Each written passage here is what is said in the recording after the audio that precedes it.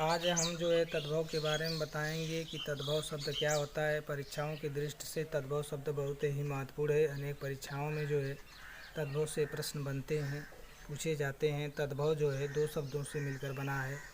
तद का अर्थ होता है उससे, भव का अर्थ होता है उत्पन्न, जो मूल से उत्पन्न हो उसे हम तद्भव कहते हैं। संस्कृत के वे शब्द जो पाली प्राकृतिक अपभ्रंश से होते हुए भी हिंदी में प्रयुक्त होते हैं तद्भव कहलाते हैं।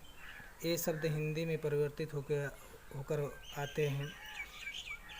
तो इस तरह से तद्भव को आसानी से समझ सकते हैं। अनेक परीक्षाओं में तद्भव से प्रश्न पूछे जाते हैं जो बहुत ही महत्वपूर्ण हैं। UP police, UP BEd, TGT, PGT, TET, CTET, अनेक परीक्षाओं में यहीं से प्रश्न बनते हैं।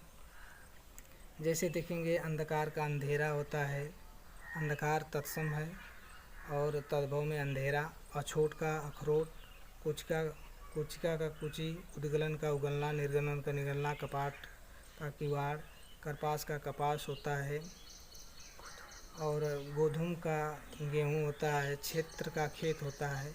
इस तरह से आसानी से समझ सकते हैं आप। देखेंगे तद्भव जो है दो शब्दों से मिलकर बना है। तत् माने उससे, भाव का मतलब उत्पन्न, जो मूल शब्द से उत्पन्न हो।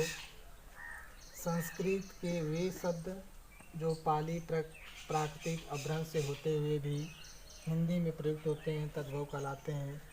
ये शब्द हिंदी में परिवर्तित होकर आते हैं। ये शब्द जो है हिंदी में परिवर्तित होकर आते हैं। तत्सम तद्भव, अंधकार का अंधेरा, अछूत का अखरोट, कुचका का कुची, उद्गलन का उगलना, निर्गलन का निगलना, कपास का किवाड़, करपास का कपास, गोधूम का गेहूँ, क्षेत्र का खेत। इस तरह से जो है तद्भव को आसानी से समझ सकते हैं, जो बहुत ही महत्वपूर्ण है परीक्षाओं के दृष्टि से। अनेक परीक्षाओं में यहीं से प्रश्न पूछे जाते हैं।